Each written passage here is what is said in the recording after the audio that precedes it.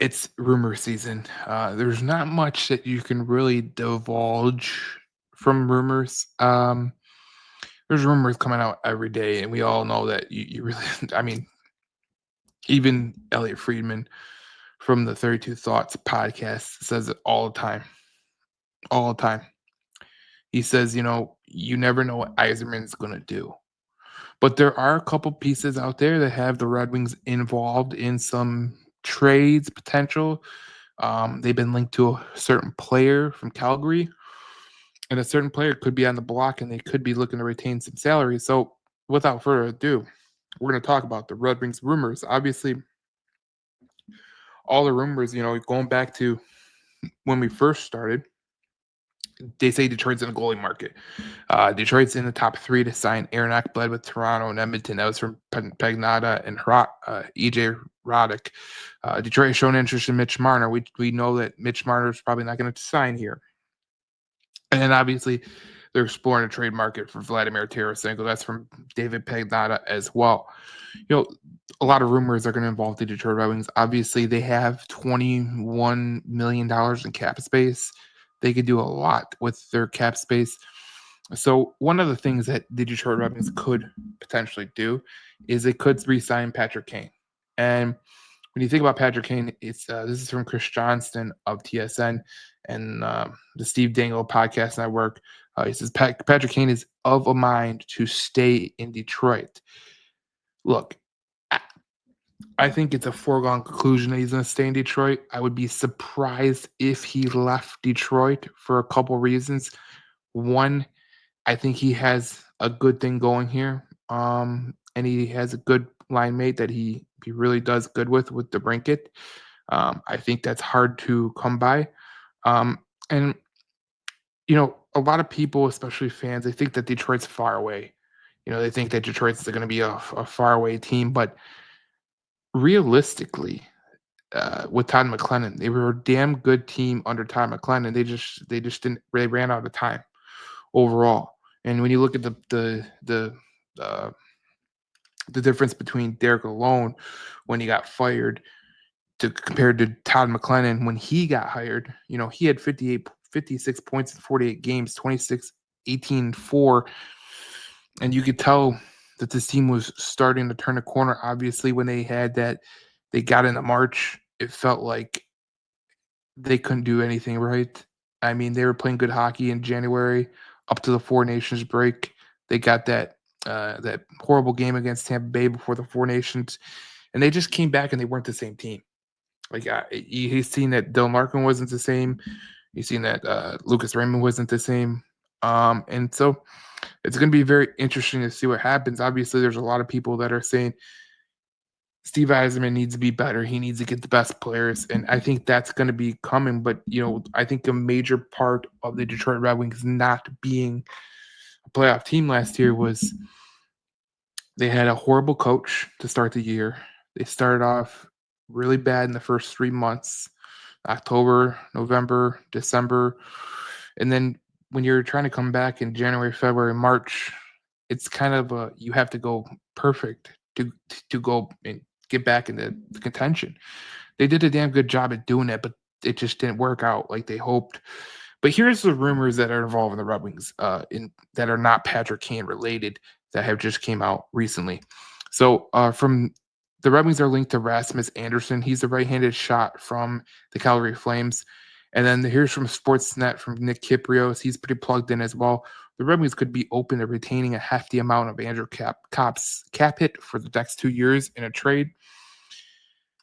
It's interesting because if you would have told me the player that I would think would be most the person I think that would be the most, that they would be most willing to take on in a trade would be JT Compher.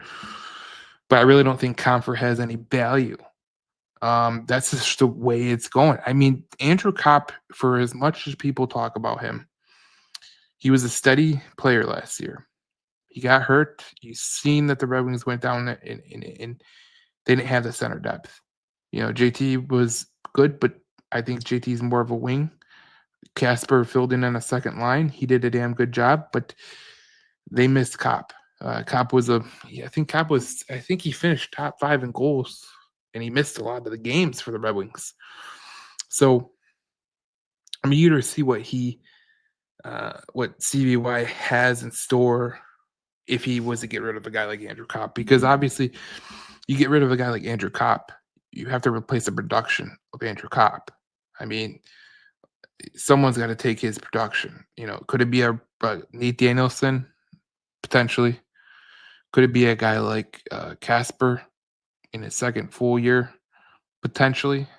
Could it be another guy that the Red Wings sign potentially? But this is a big offseason for Stevie Y. I mean, look, you're going in the 100th year of the Red Wings franchise. Haven't played a playoff game at Little Caesars Arena at all. And it's been a rough time for Stevie Y.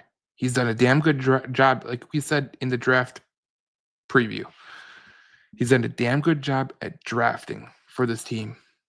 But unfortunately, his free agents have been kind of hit or miss. It's not his fault. It's not all his fault. You sign a guy like JT Compher, you expect him to play up to his standard. Hasn't. Jeff Petrie, that was a guy who, you're expecting to come in here and not be totally, not good. I think the Justin Hall signing was terrible.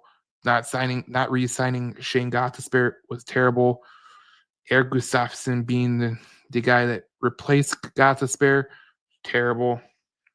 And you still haven't got Sider, a guy that could help him out. We think Evanson is obviously going to be that guy to help him out. We're hoping that Pellikka could be the guy that could help, could be another great defenseman, but he's a right-handed shot. So you got 2 right-handed shots that are dominant. But Evanson's the left-handed shot, and I have high hopes for Albert Johansson. But it's going to be an interesting time for the Red Wings because they're going to be linked to a lot of players. They got a lot of cap space. They have a lot of ways to make moves. When I did my mock off season, it was tough because you still have a salary cap. I tried to remain realistic before I found out that the Red Wings were trying to trade Cop, or they could retain salary in a Cop trade.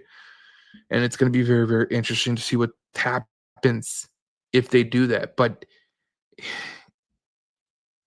this is an interesting offseason by no means. Rasmus Andersson would be a very, very good player to have on the Red Wings roster. If they can get a right-handed shot, Evanson comes up. Evanson maybe gets paired with Sider, Johansson with Rasmus Andersson. That could be a pretty good four type D-man. And a lot of people are wondering why the Red Wings haven't, bought out Justin Hall. It's very simple. You're waiting to see what you can do in this free agent class, trades, and then you're going to make the move. You're not going to make the move before and leave an open hole. Justin Hall is not a great player by any stretch of imagination. I'm not a big fan of him, but I will say this. If you make a wrong move here, as in this offseason, it could really come back to haunt you. And Justin Hall is not a great player by any means. But if you can't find a guy to replace him on the roster, you open up a big, big problem. Because, a lot of people are going to say you can bring up Pellikka, but he's got to earn it. You can't just bring him up because you need a right-handed shot. That just don't make any sense. So this is going to be an interesting time for the Red Wings. Like my phone keeps buzzing, but it's going to be a fun time, and we're going to see what happens at the draft. But thank you for listening. Thank you for watching. We'll see you in the next video as we talk more Detroit Red Wings hockey, especially after the Red Wings make their pick tomorrow.